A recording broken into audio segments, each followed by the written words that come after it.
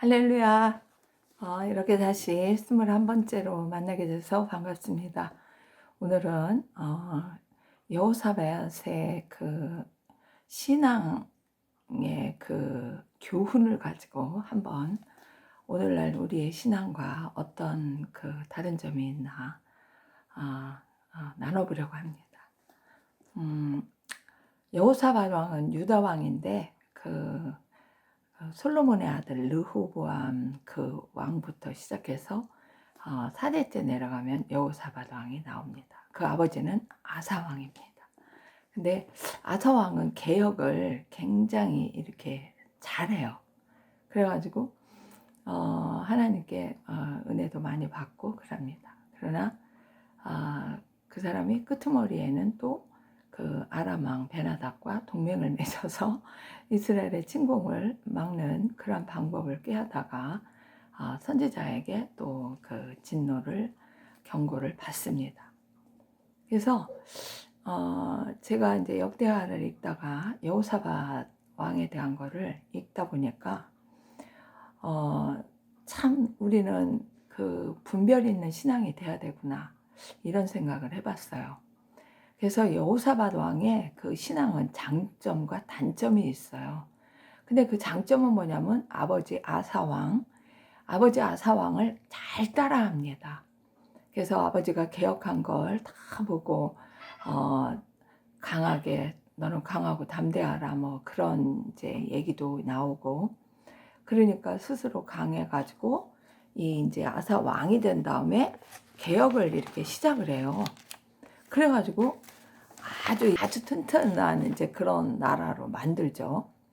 그래서 아버지를 그대로 따라하다 보니까 뭐를 해요? 하나님이 이제 함께 하시고 막 이제 이러니까 바알에게 이렇게 뭐 구하지도 않고 하나님 그러니까 자기 아버지 하나님께 구함. 계명을 행하고 이스라엘 그 행위를 쫓지 않죠. 그러니까 하나님께서 그게 이쁘셔서 나라를 경고케 하신, 뭐 일단 뭐 여호사밧이 신앙이 뭐 아주 뭐 하나님의 마음에 쏙 들어서 막 하는 것보다는 그래도 그 아버지 신앙을 철저하게 순종하고 따라서 이렇게 하나님을 잘 섬기고 개혁을 하고 하니까 하나님이 뭐를 줘요? 부귀와 영광을 아주 극하였더라 이렇게 아주 그냥 많이 주십니다. 그래서 그 사람의 개혁을 딱 간단히 보면은 산당, 뭐 아스레아 목상 이런 거 다 유다에서 제거를 해요. 그리고 5명을 보내서 유다 성읍에 이렇게 막 돌아다니면서 어떻게 해요? 교육을 시켜요. 그러니까 레위인 9명, 제사장 2명도 같이 보내가지고 율법을 막 가르치고. 그러니까 하나님이 너무 그걸 보니까 기뻐가지고 그 유다 주위에 있는 10국의 군 두려움을 주셔서 유다 나라를 침공하지 못하게 합니다. 그리고 막 블레셋과 아라비아 사람들도 막 예물을 수양과 수염소를 각각 7,700마리씩 막 이렇게 예물을 드려요. 그리고 군대가 강성해서 116만 명이 되는 강성대국의 그런 군대가 강한 나라가 됩니다. 그러다 보니까 여호사밧 왕에 대한 건 17장, 역대하 17장인데 18장에 보면은 이 왕이 이제 그 부귀, 영광, 그 명예 있죠. 군대 힘 이런 거가 막 생기다 보니까 그러니까 이제 여기서 이제 좀 조금 이제 잘못하는 일이 생겨요. 그래가지고 아합 왕과 이렇게 더불어 연혼을 해요. 그게 뭐냐면 결혼을 한다 이 말이에요. 아합의 그 자식하고 자기 자식들이 뭐를 결혼을 시켜. 그러니까 여호사밧 아들이 그 아합 왕의 딸하고 아달랴라는 그 딸하고 여호람과 아달랴가 이제 이렇게 결혼을 합니다. 그래서 이거는 단순한 결혼이 아니라 경제적, 군사적 성격의 함축이라고 이렇게 생각을 할 수 있죠. 그래가지고 결국은 유다 왕국에 뭐가 들어와요? 우상 이제 소개가 되는 거죠. 아세라. 아시아가 그 죽은 이후로는 다윗 왕가가 멸족을 하고 아달랴가 13년간 암흑기를 보내게 돼요. 그 유다가 암흑기를 보냅니다. 그래서 이제 이런 시간이 되니까 참 난 그래요. 아합 왕이 어떤 왕인지 우리 다 알잖아요. 그죠? 그 시돈 사람 이세벨 여인과 결혼해가지고 그냥 온갖 바알과 아세라를 막 섬기고 그냥 온 세계 온 이스라엘이 막 하나님을 떠나고 안 섬기고 막 우상이 가득한 나라가 돼서, 왜 지난번 제가 찍은 거 엘리야 거기 선지자가 나와서 난리를 친 거 나오잖아요. 근데 이렇게 결혼을 하고 결혼 동맹을 맺으니까 이 여호사밧 왕에게 이 아합 왕이 이제 뭐를 얘기하냐면, 전쟁하는데도 같이 나가자. 길랏 라못을 치러 가는데 너도 참여를 해달라. 이제 이렇게 나와요. 그런데 여호사밧은 또 하나님께 묻지도 않고, 결혼할 때도 마찬가지예요. 결혼할 때도 하나님의 뜻을 묻지도 않고, 또 뭐예요? 이 전쟁 같이 동맹해서 참여해달라고 이스라엘 왕 아합에게도 또 묻지도 않고 참여를 합니다. 근데 이제 일단은 가가지고 선지자에게 물어보는 게 어떻겠냐, 한마디는 해요. 그러니까 400명의 그 선지자가 얘기하는데, 전쟁에 나가라. 아방이요, 뭐 전쟁에 이를 수 있습니다. 막 이러니까 아무래도 이제 또 여호사밧이 좀 보기엔 이상한가, 다른 선지자를 찾으니까 미가야 선지자 하나가 이제 남아 있다고 하면서 그 사람을 이렇게 불러대서 얘기를 하니까 그 사람이 뭐라 그래요? 목자를 잃은 양들 같이 돼가지고 백성들이 다 흩어져 각자 집으로 가고, 그리고 그 아합 왕은 살아 돌아오지 못한다는 그런 얘기를 해요. 그러니까 이제 그런 소리를 들었는데도 여호사밧은 깨닫지를 못해. 그래가지고 그냥 전쟁에 참여를 해요. 그래가지고 결국은 어떻게 해요? 죽을 뻔한 자리에서 소리 지르고 주님을 막 부르자 거기서 어떻게 하나님이 구해줘가지고 깐신히 살아서 집으로 돌아옵니다. 그게 딱 집에 자기 유다 나라에 들어오니까 이제 그 19장에, 역대하 19장에 예후라는 그 선지자가 엘리야가 왜 그 예후가 어떤 사람으로 이제 쓰임 받을 거라고 얘기했던 사람이 있잖아요. 예후가 딱 얘기해요. 당신은 하나님 말을 들어라. 왜 악을 행하는, 뭐라고? 악한 자를 돕고, 그리고 하나님이 미워하는 자를 너는 사랑하냐? 이게 가하는 일이냐? 이렇게 말해요. 그러면서 하나님의 진노가 임할 거다. 이렇게 딱 얘기를 합니다. 그러니까 여호와가 이제 여호사밧이 이제 막 두려워가지고 경고를 듣고 나서 다시 2차 개혁을 하는 거예요. 또 아버지 아사가 했던 게 또 생각났던 거죠.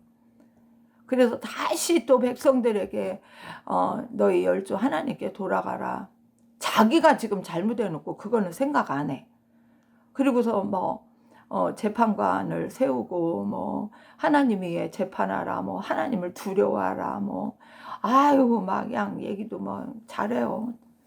제사장 레위 족속 막 족장을 세우고 막 송사 재판하게 하고, 여호와를 경외하라, 충의하라, 성심으로 일하라, 뭐 율법 계명 율례 규례를 어겨 송사할 때는 경계하라, 죄짓지 마라.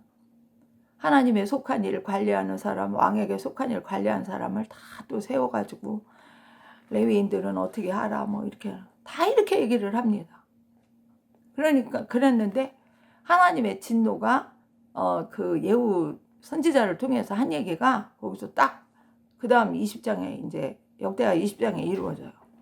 그래서 누가 오냐면 암몬, 모압, 세일산, 그 마온 가족이라고 그러죠. 마온 족속, 세일 가족이 이렇게 침공을 해와요. 그러니까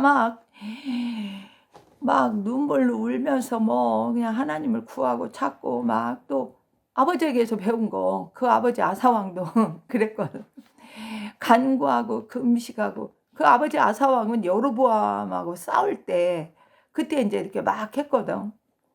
뭐 소금 언약 막 같은 거 얘기도 하게만 해가면서 뭐 다윗 왕조를 계속 유지할 거라고 하셨지 않느냐 말씀을 인용해가며, 근데 여기서 똑같은 일을 해요. 간구하고 금식하고 하나님 도우심을 간구를 하는데 막 백성들 뭐 여자 어린이까지 다 나오게 해가지고 한테 모여가지고 막 기도하게 합니다. 그게 20장 5절부터 그 3절부터 13절까지 보면은 막 그런 게 나와요.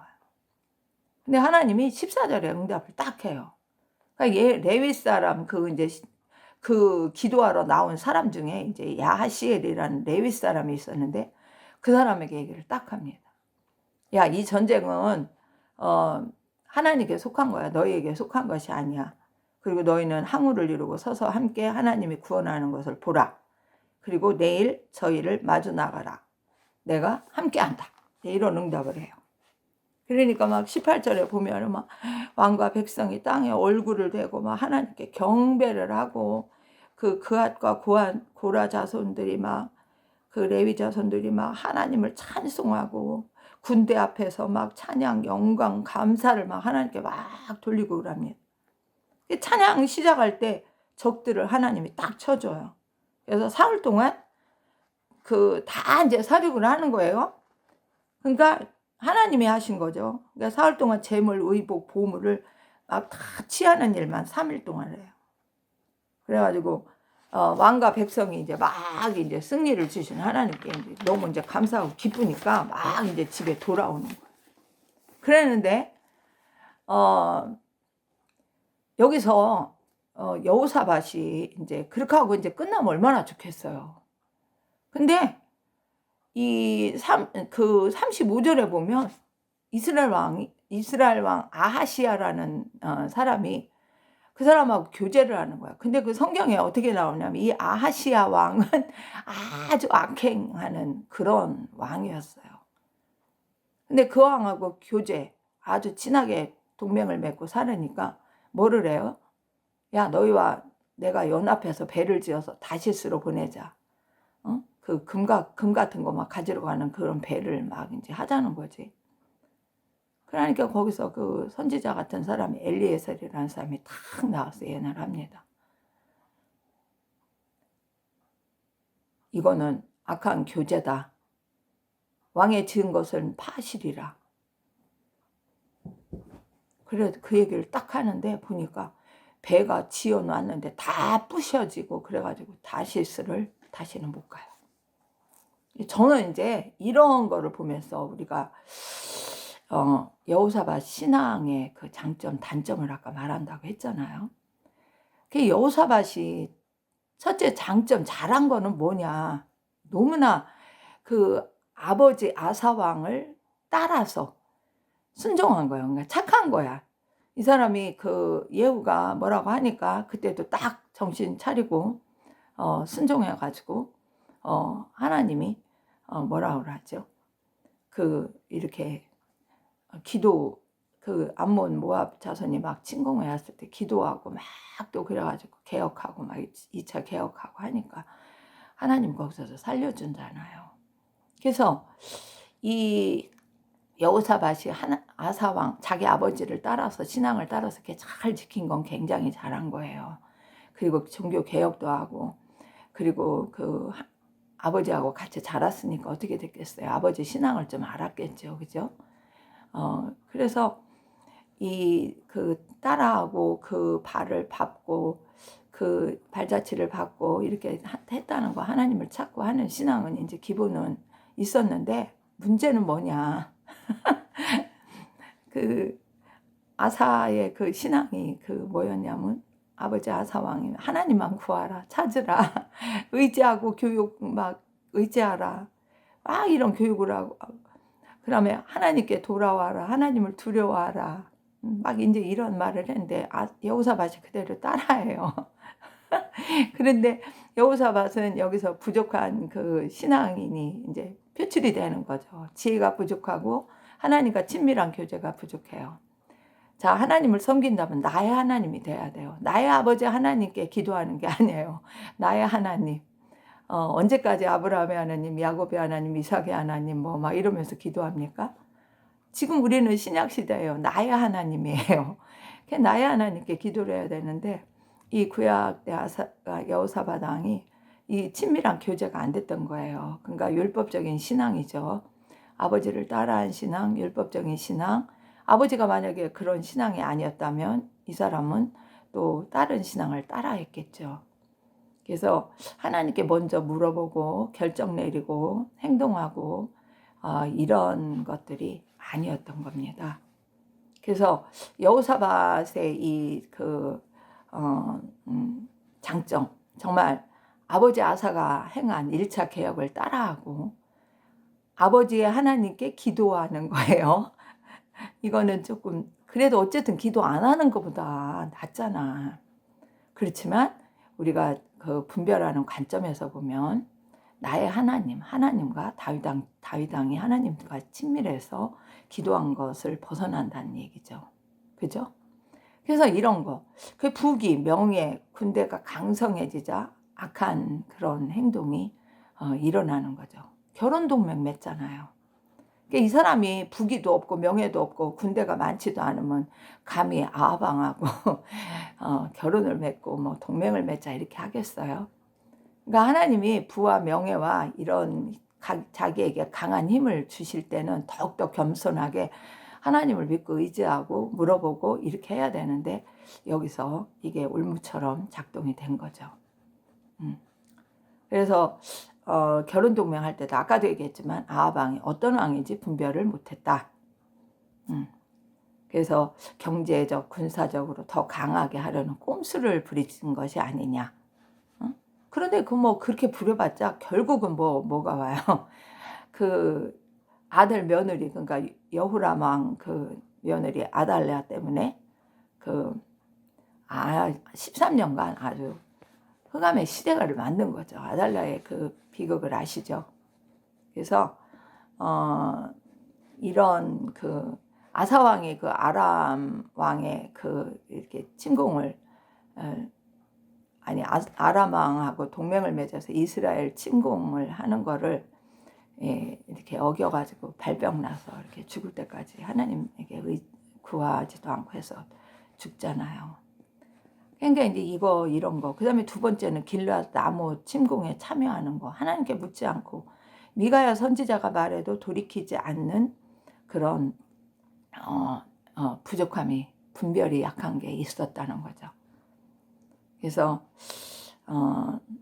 우리는 신앙생활할 때 진짜 여러분은 인정과 그런 결혼 동맹이고 사돈이고 막 이러니까 생각을 안 하나 모르지만 여러분이 누구를 도울 때 참 조심해야 돼요.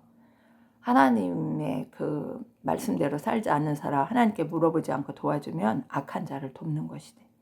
하나님이 미워하는 자. 아합 왕이 얼마나 하나님이 미웠겠어요. 그냥 마누라하고 우상 숭배나 잔뜩 하고. 그러한 자를 사랑해가지고 같이 동맹을 맺고 전쟁을 나가고 이러니 하나님이 진노를 안 하시겠어요. 그러니까 여호사밧이 이런 분별력이 없었다는 거예요.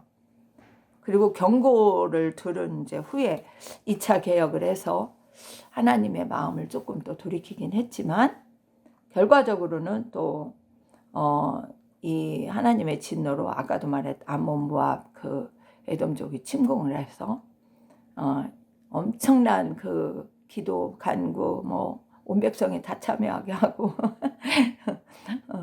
이렇게 해서 결국 전쟁을 승리를 하는 그 기회를 한번 주세요. 여기까지만 하고 여호사밧이 끝나면 얼마나 다행이겠어요. 근데 여기에 못 끝나.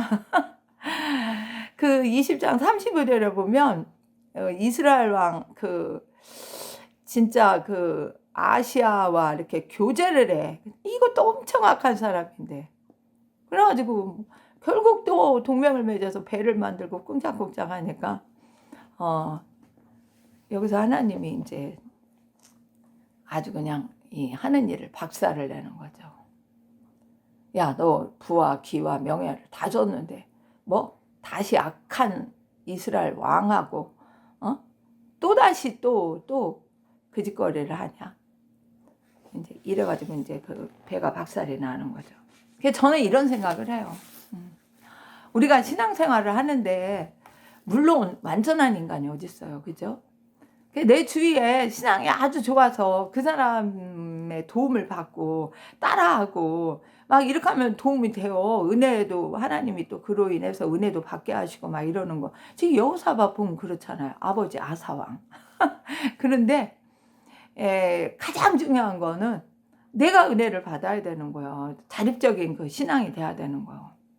내가 하나님께 물어보고 내가 하나님과 친밀한 관계가 되고 정말 하나님의 뜻이 무엇인지 나 스스로 기도하고 은혜 받고 그래서 깨달아서 그 분별하는 그 은혜로 모든 일을 처리해 나갈 때 하나님이 뭐 함께하는 거 뭐 상상을 초월하죠. 자, 하나님이 함께하고 하나님이 나의 기도를 들어주고 동행하고 이러면은 뭐가 염려가 되고 뭐가 걱정이 되겠어요. 그죠? 그래서 여호사밧 왕이 이거를 제대로 은혜를 제대로 못 받았다는 이 얘기밖에 안 해요. 따라하는 신앙. 그러니 여러분이 교회 나가서 뭐 누구 뭐 믿음 좋은 사람 뭐 목사님이든지 또 뭐 장로든 권사든 집사든 뭐 어쨌든 누구를 따라서 끝까지 잘하면은 그걸로 끝나면 괜찮아. 그런데 예를 들어 분별이 안 되면 잘못 인도하는 거를 그거를 분별을 못하면 그것도 따라하다가 그 또 멸망할 수 있어요. 맞죠?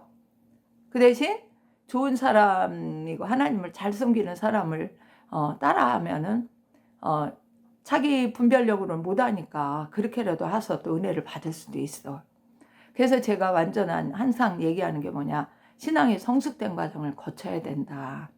성숙돼서 나의 하나님이 돼야 되고 내가 전적으로 의지하고 하나님이 나를 함께 해주시고 이런 하나님과의 확실한 그 관계가 형성이 돼야 끝까지 승리할 수 있어요. 끝까지 범죄하는 데서 분별해서 승리하고 빠지지 않을 수가 있다고요.